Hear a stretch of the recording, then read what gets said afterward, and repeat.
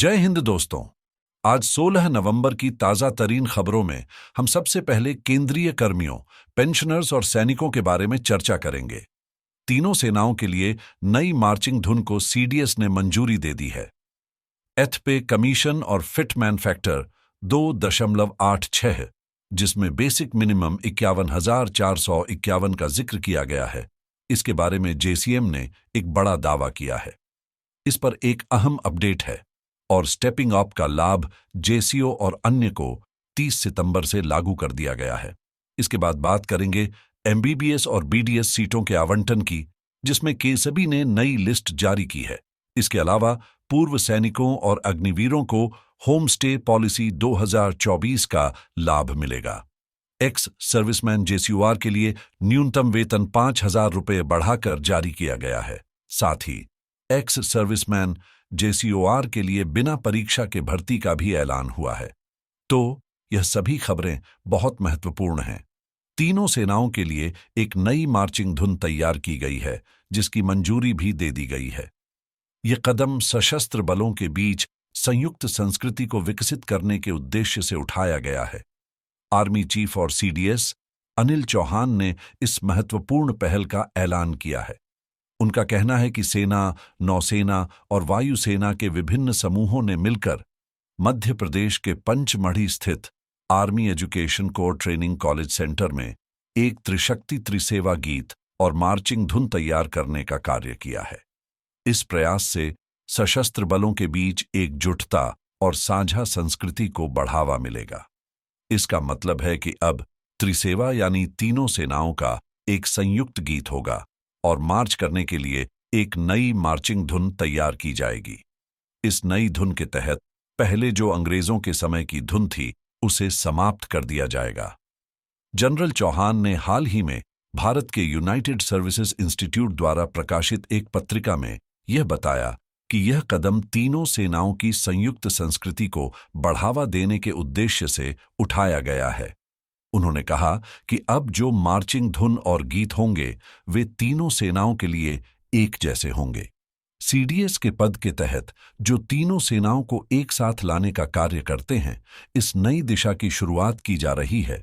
7वें CPC में भी 2.86 का फिटमेंट फैक्टर नहीं दिया गया था, जबकि उसमें इसकी मांग की जा रही थी। अब जो 34,000 रुपये का बेसिक वेतन बताया जा रहा है, वह डीए महंगाई भत्ते के आधार पर अनुमानित किया जा रहा है, न कि कोई कर्मचारी यूनियन इसका दावा कर रही है।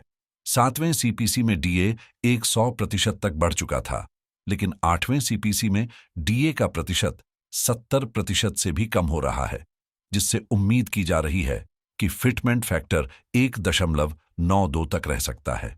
2.86 का फिटमेंट फैक्टर शायद सरकार द्वारा लागू न किया जाए। अब यदि इस पर आपकी राय हो तो आप कमेंट कर सकते हैं कि सरकार को फिटमेंट फैक्टर कितना देना चाहिए। अब दूसरी बड़ी अपडेट की बात करें तो स्टेपिंग अप का लाभ अब जेसीओ और अन्य रैंक के कर्मचारियों को मिलेगा। यह नया लाभ 1 जुलाई 2024 से 30 सितंबर 2024 के बीच के समय में लागू होगा। इस अवधि में जो भी केस देखे गए हैं, उन पर विशेष ध्यान दिया जाएगा। अब तक कुल 2059 केस रिव्यू किए गए हैं, जिनमें से पीबीओआर, पेंशनर्स, ब्रेवरी और रिटायर्ड को स्टेपिंग ऐप का फायदा दिया जाएगा। ये अपडेट 7वें सीपीसी में महत्वपूर्ण बदलाव के रूप में आई थी, जिसमें जेसीओ, जूनियर कमीशन ऑफिसर और जवानों को इस लाभ का हकदार माना गया था। ईजी ब्रांच की तरफ से 7 मार्च 2024 तक यह देखा गया कि कितने लोगों को स्टेपिंग अप का बेनिफिट मिलेगा। 1 जुलाई 2024 से 30 सितंबर 2024 तक कुल 2059 केस सामने आए हैं, जिनमें कर्मचारियों को वेतन वृद्धि के रूप में यह लाभ दिया जाएगा। इस विषय में एडीजी ब्रांच द्वारा एक लेटर भी जारी किया गया है, जिसमें इन 2059 केसों का उल्लेख किया गया है। अब दूसरी बड़ी अपडेट के रूप में KSB, controller general of defence accounts की तरफ से एक लेटर जारी हुआ है, जिसमें एक नई लिस्ट दी गई है, जिसके बारे में आगे चर्चा की जाएगी। एमबीबीएस और बीडीएस सीटों के लिए सीडल कोटा के तहत 2024 से 25 के लिए एक नई लिस्ट जारी की गई है, जिसमें एक्स सर्विसमैन और उनके डिपेंडेंट्स, साथ ही सर्विंग जवानों के डिपेंडेंट्स को अलॉट की गई सीटों के नाम शामिल हैं। इस लिस्ट में हवलदार से लेकर सिपाही, नायक, सूबेदार तक के नाम हैं, जिनको सीट अलॉट की गई है। कुल मिलाकर लगभग 4.45 नाम इस लिस्ट में हैं और इन 45 सीटों का पूरी तरह से आवंटन किया गया है। आप इस लिस्ट में अपना नाम चेक कर सकते हैं कि आपका नाम इसमें है या नहीं। इसके अलावा लद्दाख होमस्टे नीति 2023 में एक बड़ी अपडेट आई है। अब बेरोजगार परिवारों और पूर्व सैनिकों को इस नीति के तहत प्राथमिकता दी जाएगी। इस पहल से लद्दाख क्षेत्र में होमस्टे व्यवसाय को बढ़ावा मिलेगा और पूर्व सैनिकों और उनके परिवारों को भी इस लाभ का फायदा मिलेगा। लद्दाख केंद्र शासित प्रदेश प्रशासन ने अपनी होम स्टे नीति 2023 को अपडेट किया है, जिसमें खासतौर पर पूर्व सैनिकों, महिला सहायता समूहों और बेरोजगार उद्यमियों को प्राथमिकता दी गई है, जिन्हें पर्यटन क्षेत्र में कोई अनुभव नहीं है। इस नीति के तहत यदि कोई व्यक्ति बेरोजगार है या पूर्व सैनिक है, तो उन्हें होमस्टे व्यवसाय या ट्रैवल एजेंसी स्थापित करने में मदद मिलेगी। यह नीति लद्दाख के परिवारों को प्रोत्साहित करने के उद्देश्य से लाई गई है। हालांकि इस नीति के तहत पर्यटन से संबंधित पहले से चल रहे व्यवसाय जैसे होटल या ट्रैवल एजेंसियों को इन लाभों का फायदा नहीं मिलेगा। इसका मतलब है कि यदि कोई पूर्व सैनिक या अग्निवीर लद्दाख में ट्रैवल एजेंसी या होम स्टे के लिए आवेदन करना चाहता है, तो वे इस नीति का लाभ उठा सकते हैं। यह पहल लद्दाख में पर्यटन और स्थानीय रोजगार को बढ़ावा देने में मदद करेगी, साथ ही पूर्व सैनिकों और अग्निवीरों को भी रोजगार के नए अवसर प्रदान करेगी। लद्दाख होम स्टे नीति के तहत अब एक्स अग्निवीर और एक्स सर्विसमैन को भी प्राथमिकता दी जाएगी। अगर वे होम स्टे या ट्रैवल एजेंसी का व्यवसाय शुरू करना चाहते हैं, तो उन्हें इस नीति के तहत विशेष लाभ मिलेगा। इस प्रक्रिया के लिए एक सरकारी लेटर भी जारी किया गया है, जिसमें लद्दाख केंद्र शासित प्रदेश प्रशासन ने यह स्पष्ट किया है कि पूर्व सैनिकों और अग्निवीरों को इस नीति में शामिल किया गया है। यदि आप इस योजना का लाभ उठाना चाहते हैं, तो आप आवेदन कर सकते हैं और इसमें अपना नाम दर्ज करवा सकते हैं। अब दूसरी बड़ी अपडेट के रूप में मिनिमम सैलरी, न्यूनतम वेतन के बारे में एक नया लेटर जारी किया गया है। इस लेटर में वेतन निर्धारण के लिए दिशा निर्देश दिए गए हैं, जिसमें यह स्पष्ट किया गया है कि न्यूनतम वेतन कितना होना चाहिए और इसके लागू होने के बाद कर्मचारियों को किस प्रकार का लाभ मिलेगा। 4 जनवरी 2024 को जारी किए गए एक लेटर में सिक्योरिटी गार्ड, वॉचमैन और अन्य संबंधित पदों के लिए तमिलनाडु सरकार का न्यूनतम वेतन संरचना स्पष्ट किया गया है। इसके तहत सिक्योरिटी गार्ड और वॉचमैन के लिए न्यूनतम वेतन 31,354 रुपये निर्धारित किया गया है।